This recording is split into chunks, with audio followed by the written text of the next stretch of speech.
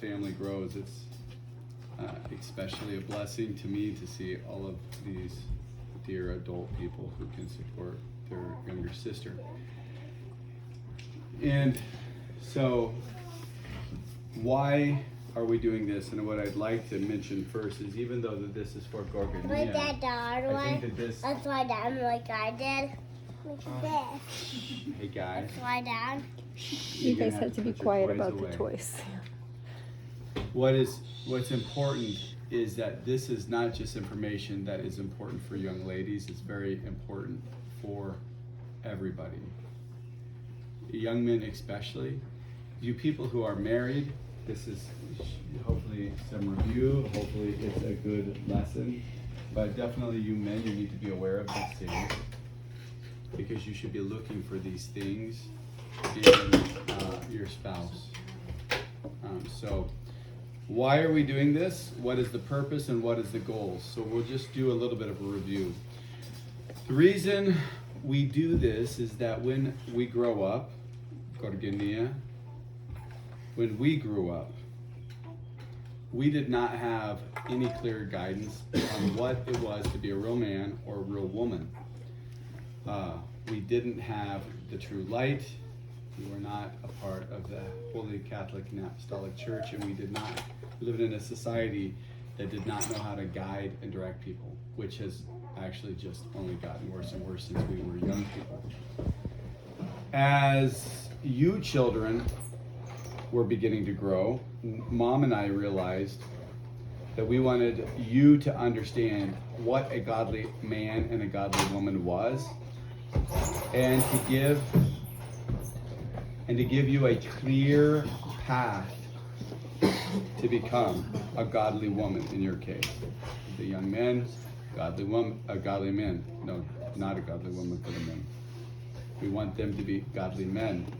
So the purpose is that you, Gorgonía, and all of you children won't wonder if you have achieved manhood or if you have achieved womanhood, but that you would have a clear goal to reach for. That is why we're doing this. We want you to have a clear goal to reach for.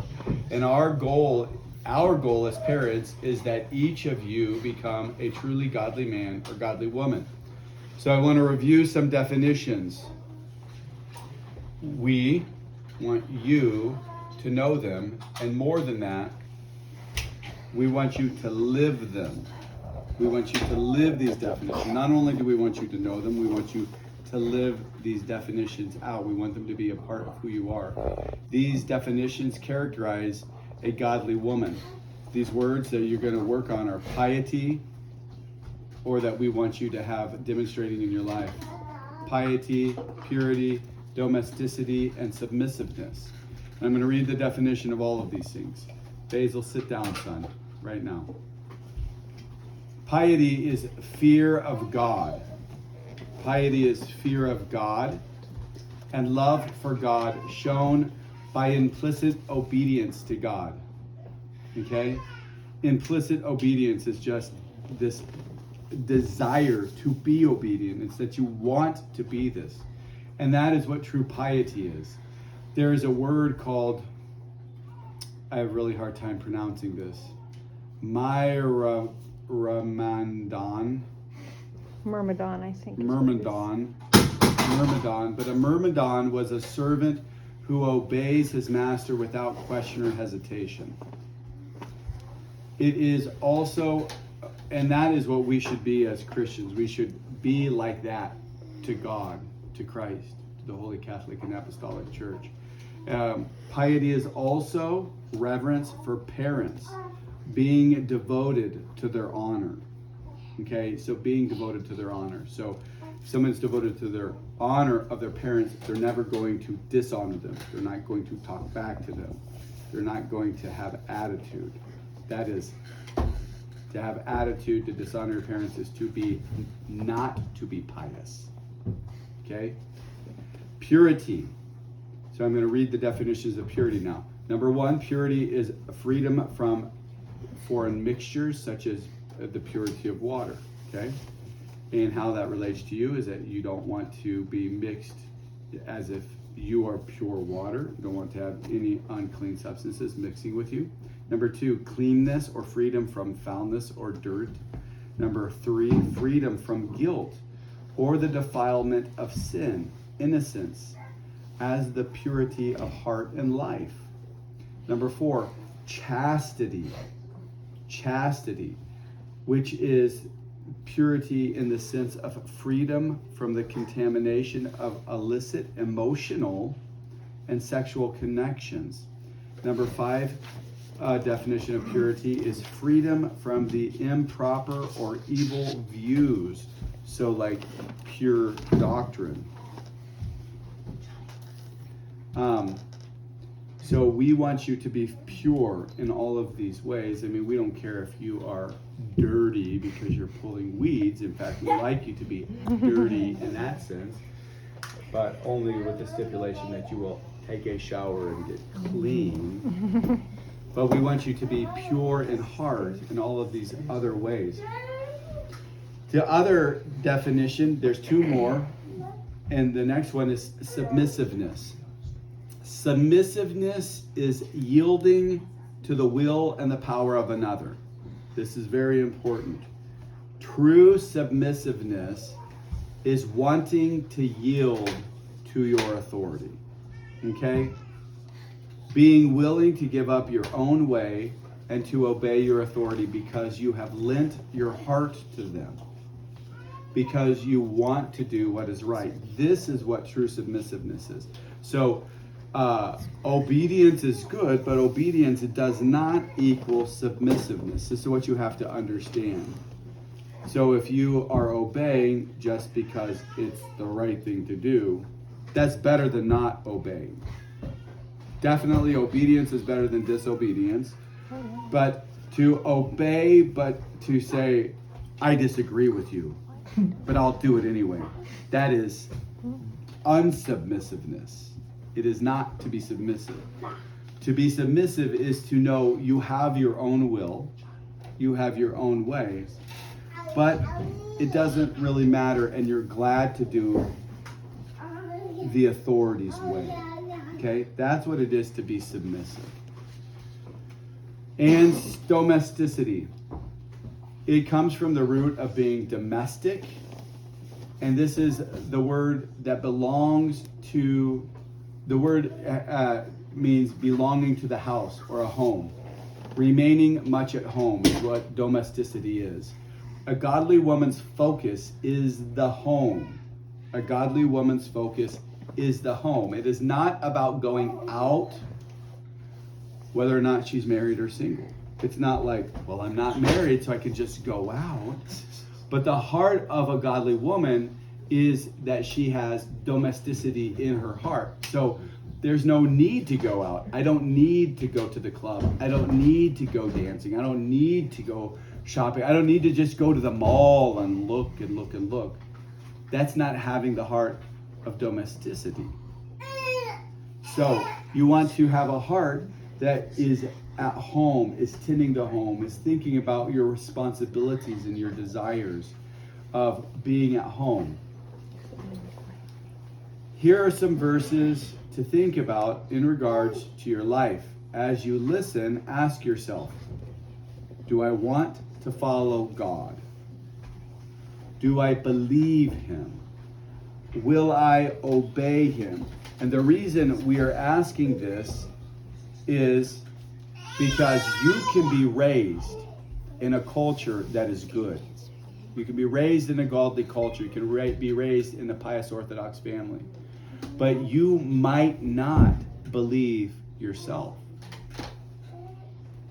You could be baptized. You could be have all the appearances of righteousness. But if you have not sought God honestly yourself, you will find yourself growing up and then all of a sudden finding yourself in a black hole. What do I believe? Where am I going? What is life all about? Do you understand that? So why we're asking this now in this tender age is because if you can ask these questions and you can come to some sort of answer, you can truly fall in love with God if you haven't already.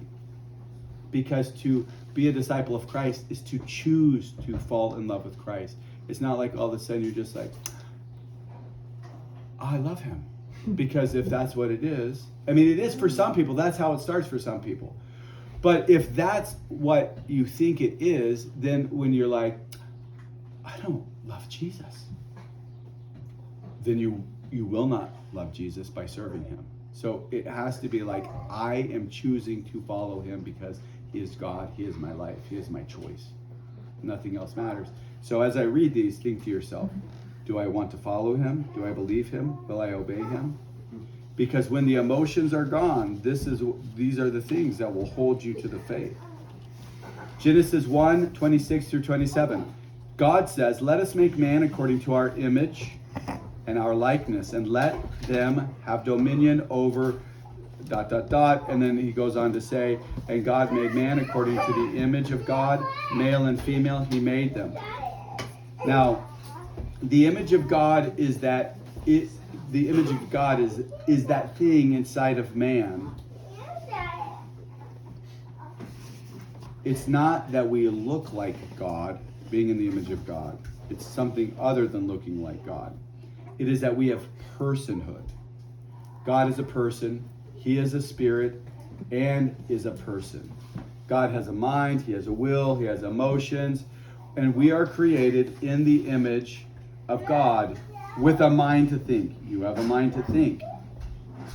You have emotions to feel. And you have a will to choose and respond.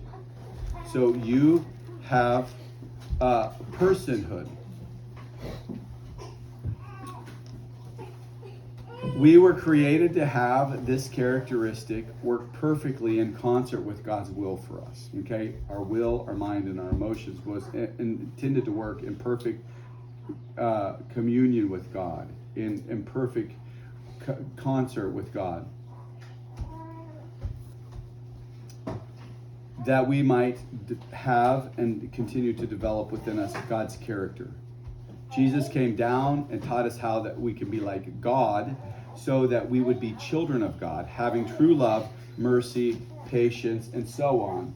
And because we have a mind and will and emotions, we can do these things. Working with God to fight against the passions and to practice the virtues helps not only to be in the image of God, but it helps us to become in his likeness, because not only were we created in the image of God, but in his likeness. And in the fall, we lost the likeness of God. But with our working with him, we call this synergy. We now have the ability to regain his likeness. We call this theosis or deification. But we have to fight for it.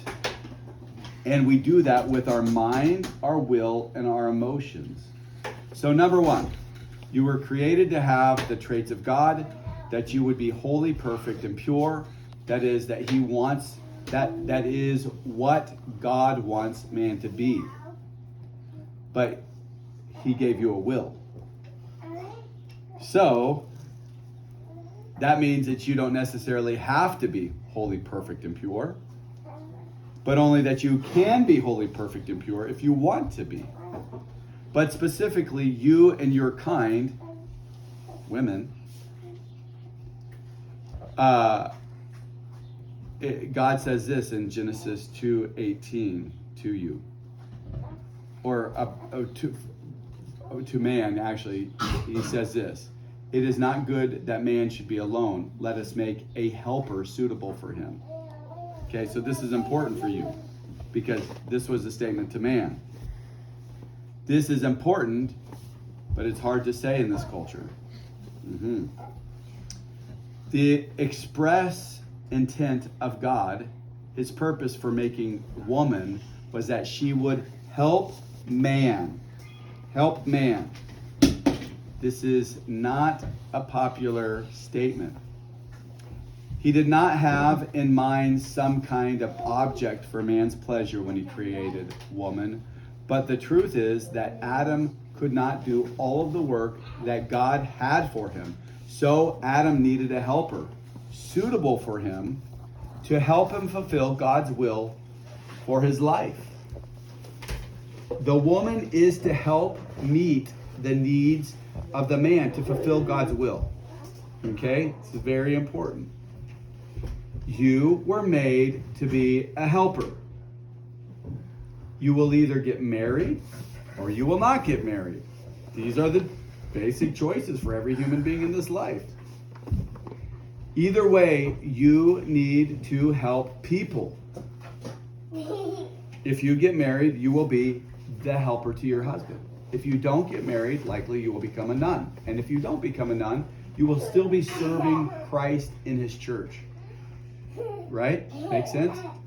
So here are some negative verses that of the kind of woman that you must not be.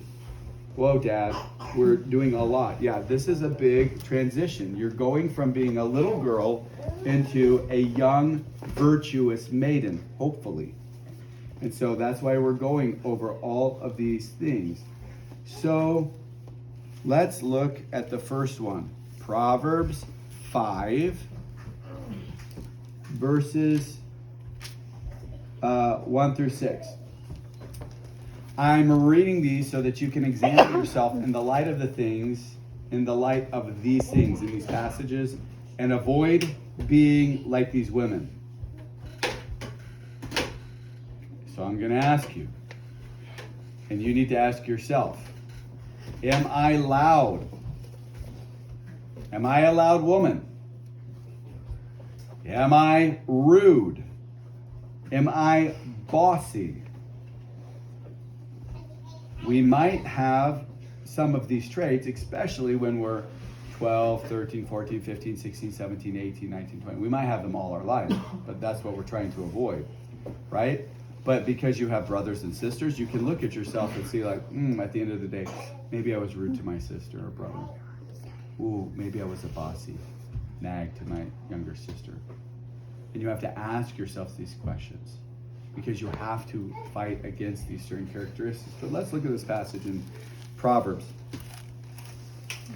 My son, hold fast to wisdom and incline your ear to my words, that you may guard good thinking.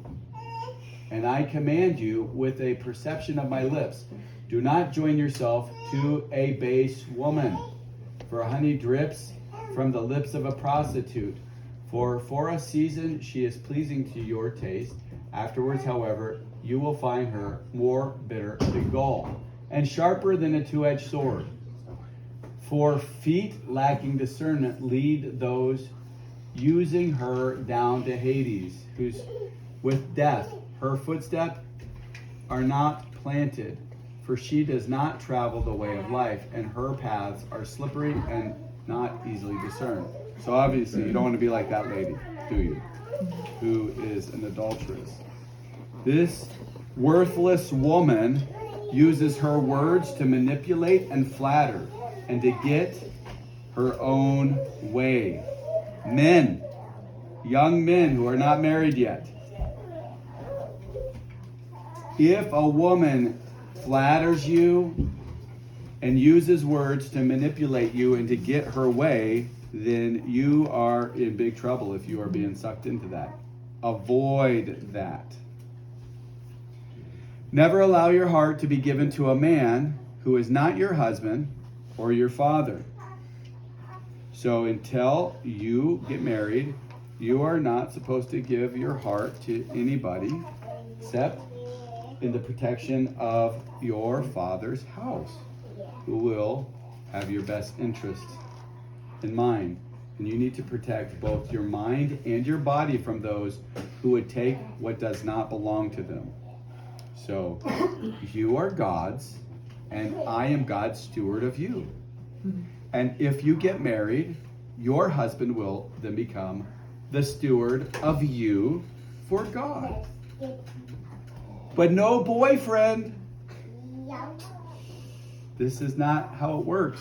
No boy, whether he wants to court you or not, ever has that permission. And if somebody wants to court you and then they get offended, if I'm like, settle down, Chester. cool it down, and we're going to slow this thing down. If he gets upset, he doesn't understand what it is. And he is thinking that he has some right. And young men need to be aware of this. They do not have the right over the daughter. They do not have the right of the daughter over the father's right to take care and protect her. It's not going to work. Can you give me a folding chair so I can sit right here? It's under you. It's under you. Okay. Proverbs 6, 10 through 11. Sergius. Proverbs 6, 10 through 11. This is about diligence now. This is about diligence. 6, 10, and 11. And it says this.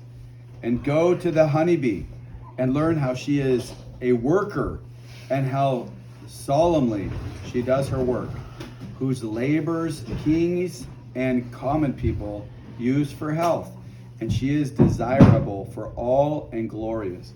So you have this great passage. A lazy woman seeks pleasure and ease, but what she finds is pain and hardship. But the godly woman who is diligent brings health to both the poor and the rich because of her godly character. Proverbs 7, 6 through 11. And it says this. And this passage is talking about the wicked woman and a senseless boy. Why would I be talking about boys? Dad, I'm only 13 years old. That's exactly the point. That's exactly the point. 7, 6 through 5. So they may keep you from a strange and evil woman if she comes to you with flattering words. So you do not want to develop a practice of talking to boys and start flattering them. But this is also, if some boy comes and does these same things to you, you should know, okay, this is not okay. Does that make sense? So it goes both ways here. For she looks from a window of her house into the street, upon whom she might see among the undiscerning children a young man lacking discernment, or a young woman passing by near the corner of the pathway of her house, and she speaks in the darkness at evening, when there is silence in the dark night, and the woman meets him, having appearances of a prostitute. She makes the heart of the young man throb.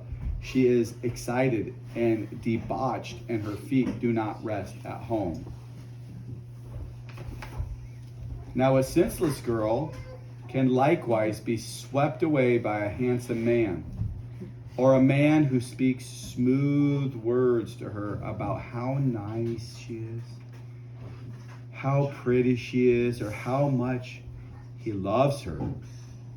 And the girl gives her heart to him because his words are his words of kindness to her, and he takes from her physical and emotional purity, but only because she gave it.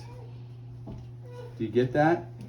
So because these things, her heart is like, what is this text? Like, it's beating, she likes him, oh, he's so nice, and he's writing me letters, and then she gives her heart to him without even knowing it, and then he takes from her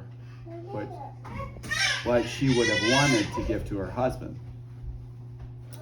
But if she had been wise, she wouldn't have given it away, right? So he takes it, but she kind of gives it. If she would have been like, no, I'm not going to listen to his talk. Watch out for a young man or boy. Watch out for a young man or boy who uses smooth words to determine your parents, to undermine your parents, excuse me. Do you understand what that means? So he's like, oh, your dad just kind of real strict. Or, what does your dad know anyway? Or, I think your dad is some sort of crazy man. And puts in whatever sort of thoughts into your mind. Or he writes you a letter secretly and he sneaks it to you. Like, hey, here. You know, and you read it, and then you don't show it to your dad. This is dangerous. So watch out for these young men and boys who use their smooth words to undermine your parents. If you practice being loud, this is now on the other side of the coin. If you practice being loud or boisterous, or you try to get the attention of boys or men, you will get the attention of boys and men. And usually you will get the attention of the most wicked boys and men who see that they can steal from you your purity. You can identify these boys and men because they undermine your parents.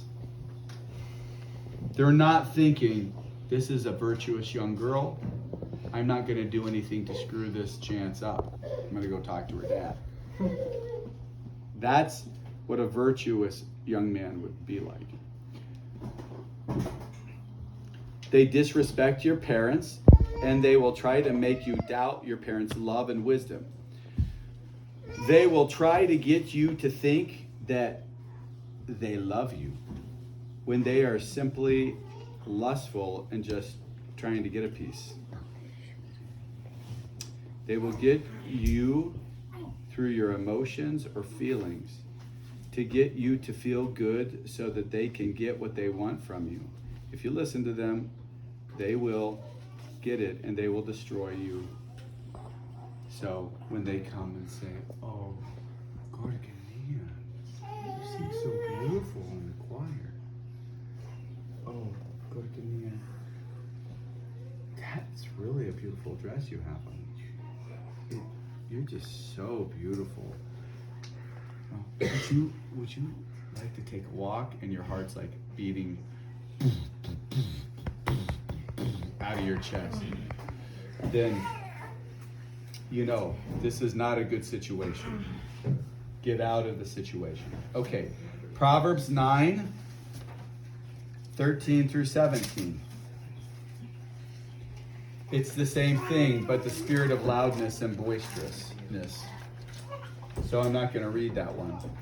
Proverbs 11, 12, and 13. How many women have said things that they should not have? It can't be taken back. Do not be a double-tongued woman. So here is the passage in 11, verses 12 and 13. For those whom there is no leadership fall like leaves, but there is salvation in much counsel. A wicked man does evil wherever he meets a righteous man, and he hates the sound stability. I think that's the wrong verses for this. Oh, a double-tongued man reveals deliberations heard in councils, but a man faithful in spirit conceals the matter. Okay? So a double-tongued person will hear something that's quiet and private and will go and tell whatever and blab it. Or they'll say one thing now and then they'll change it. 12:4 says this. The courageous wife, though, is the crown of her husband. But as a worm in a tree, so an evil-doing wife destroys her husband. Oof. You want to be the courageous woman, not the woman who destroys her husband. And then Proverbs 31. And before your heart skips because you think I'm going to read it, I'm not going to read it. Because I've read it a lot already. And you know what it says. But I would like you to read it and review the qualities of a virtuous woman over and over. It's very important. But I do want to read, well, I don't want to read because it's going to take too long too. Sirach chapter 9, 1 through 9. We won't read it tonight, but we do want you to know it. But here's the bottom line for that passage. Do not lend your time to a man who is not your husband or your father. Do you understand that? Do not lend your time to a man who is not your husband and father. If you spend a lot of time with someone, you will get emotionally connected to them. And that is not how it should be. This is just naturally what happens. So if you have a friendship with a boy and you continue to have a friendship with a boy that we don't know about, that's not authorized and it's not being guided by your parents, even if you say, oh, we're just acquaintances, it will not stay like that. It will not stay like that. You spend time and emotions with your father until you are married, and then your time will be with, your time with me will be all but gone. It will be bye-bye. Unless your husband wants to come over and visit me, or he invites us over, or he comes to church at our parish. But you know what I'm saying? Because my job as steward of you will be gone, and his job as steward of you will have been taken over. And in fact, my job is to raise you, if you're going to be married, to be somebody's wife for most of your life. And you will actually only be ordained to be my daughter for a very small time. When you think about it in the course of like a whole lifetime. Very small. So it's very, very important that you don't take that very small time that is to prepare you for the rest of your life and ruin that little time, because it will also very much ruin the long time that you're supposed to have with your husband. Okay. On a positive note now, Sirach 26, verses 1 through 4. 26 verses 1 through 4 says this: As dew in harvest and as rain in summer, so honor is not for a man without discernment. As birds and sparrows fly, so a curse will not come upon anyone without a cause. As a whip for a horse and a prod for a donkey, so is a rod for a lawless nation. Do not answer an undiscerning man in relation to his lack of discernment, lest he become like him. But this is the wrong chapter. I remember when I read this last time to the girls. I did this with the girls last time. This is, yeah. Hold on. The one that makes talk about getting fat in the bones? That one? Yes. Yeah. Yes. No, that one.